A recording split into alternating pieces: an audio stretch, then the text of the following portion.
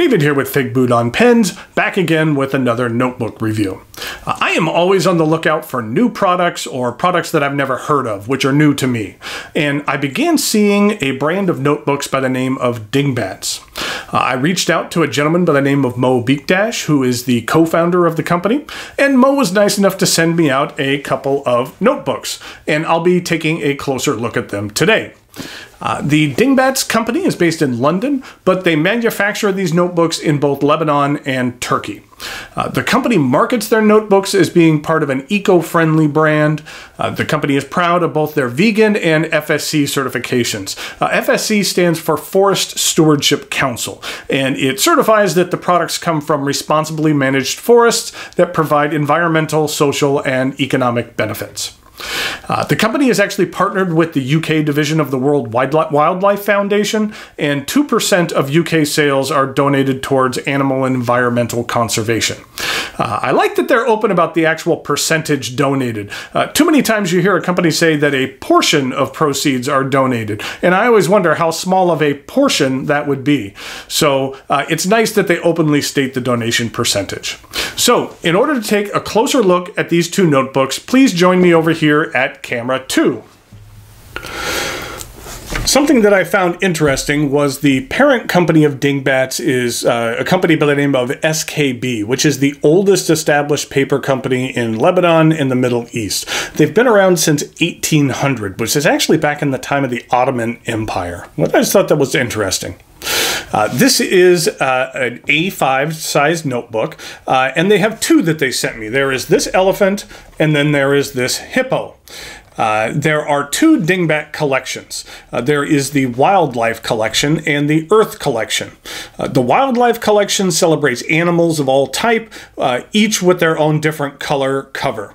Besides the gray elephant and the purple hippo, there is the duck in black, whale in blue, bear in brown, deer in green, tiger in orange, and kangaroo in red. The Earth Collection has the Great Barrier Reef in blue, and the Serengeti in tangerine, and the Yasuni National Park in lime. The Yasuni National Park is actually in Ecuador. The Earth Collection highlights fragile ecosystems from around the world threatened by human activity. These notebooks have numbered dot grid pages and are primarily used for like standard and bullet journaling. Now, of these two, let's take a closer look at this elephant. The Dingbat notebooks are 100% recyclable. The cover is textured and soft. You can see the texture here.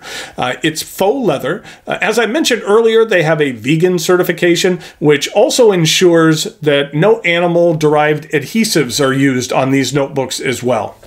There is stitching around the edges that matches the color. So you can see that there is gray on this gray notebook, and then you can see the purple stitching on this purple hippo notebook.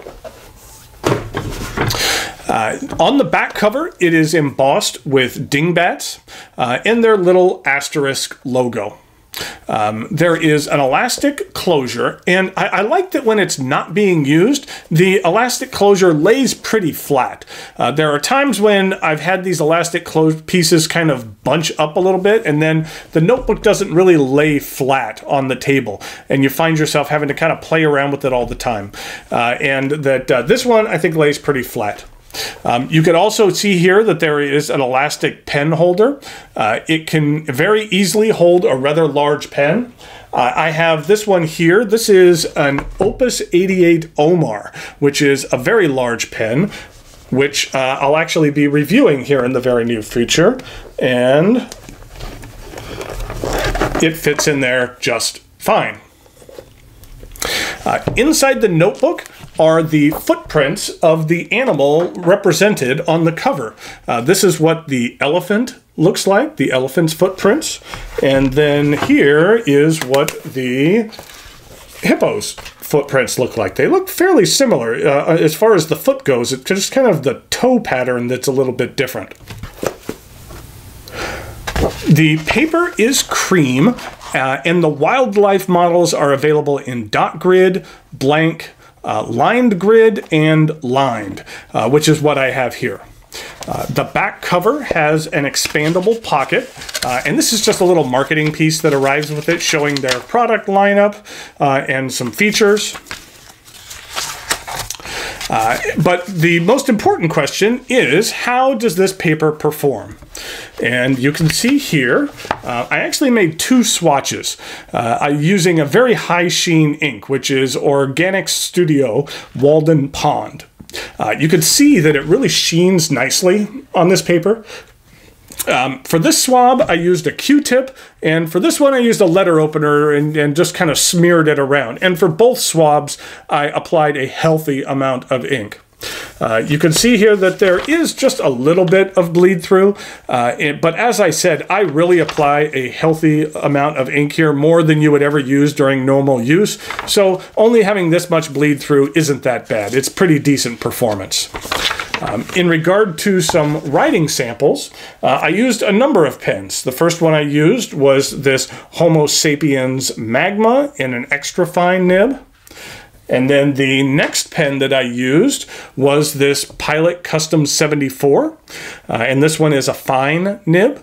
Look for a review and a giveaway of this pen coming very soon. Next, I had a limited edition sailor pen, which was sold through Wancher, called the Osamu Dazai.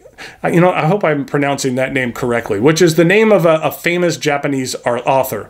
And this one is a medium fine. And for only $30, this is an interesting pen. Next up, with a medium nib, is another pen that I recently reviewed, which is the Montblanc James Purdy & Sons. I just really love the woodworking on this pen. It's just amazing.